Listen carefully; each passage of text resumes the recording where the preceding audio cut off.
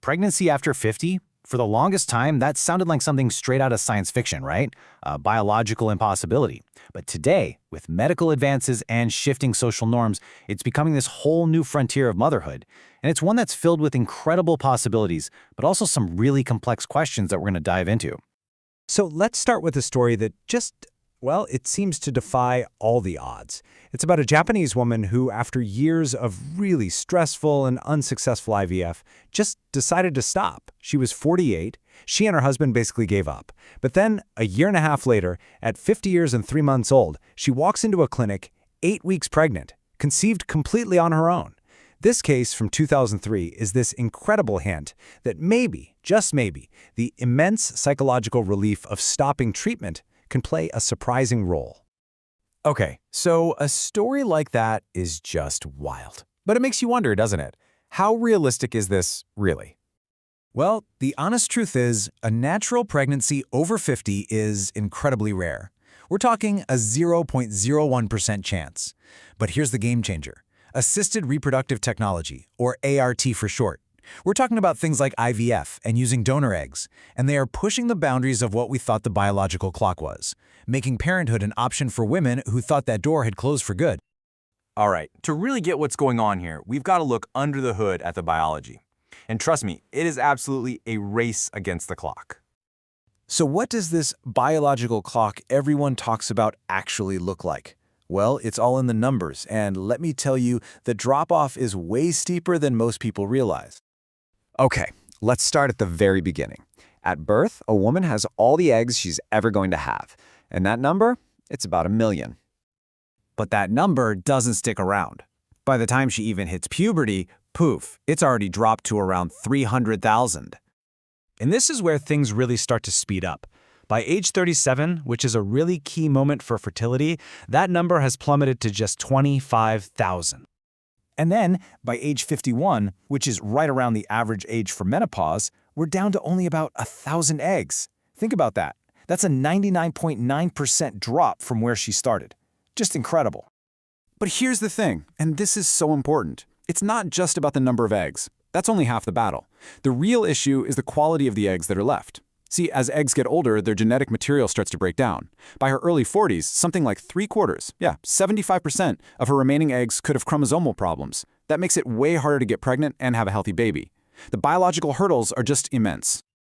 Okay, so let's just say conception does happen, whether naturally or with help. What then? What is the pregnancy actually like?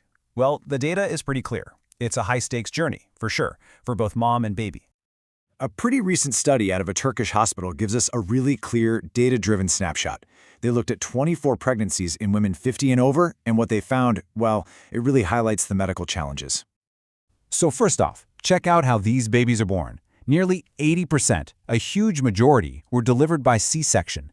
And that just tells you right away how carefully doctors are managing these pregnancies. They're automatically considered high risk. And the risks for the mom are no joke.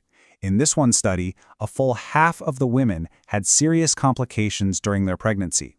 We're talking about things like gestational diabetes, high blood pressure, and even preeclampsia, which can be life-threatening.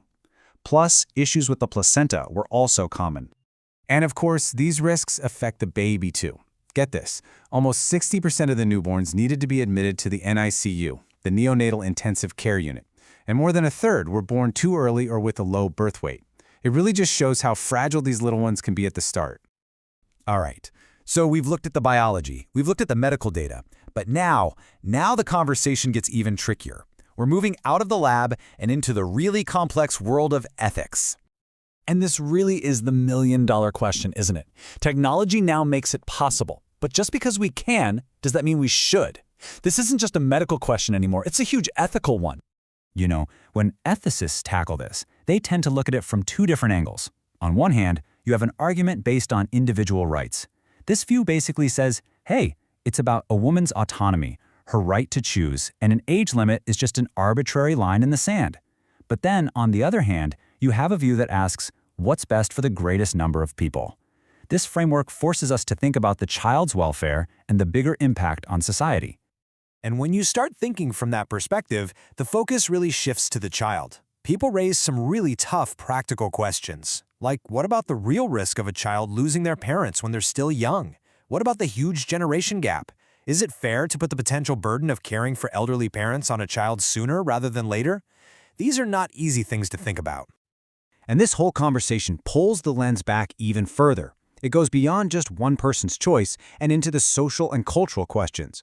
How we, as a society, think about getting older and about motherhood is all wrapped up in the language we use and the values we share.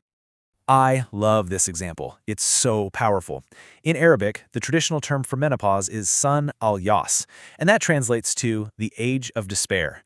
I mean, wow. Talk about feeling like it's an ending, right?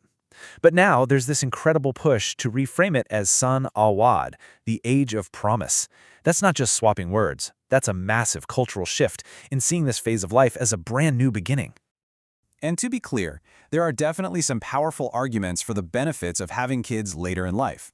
You know, older mothers often have more life experience, more wisdom, they're often more financially stable. And get this, some studies actually suggest that women who have kids later might even live longer. Pretty fascinating, right? And I think this quote really nails it. The idea of care has to be bigger than just physical health. We have to think about the social and emotional well-being of everyone involved, the mom, the child, the whole family. So all of this leaves us with one last big question. Technology is literally rewriting our biological timelines. The old rules are starting to fade away. So in this new world, how do we, all of us, decide what the right time for parenthood even is? There is no easy answer. But it's a conversation we are definitely going to be having for a long, long time.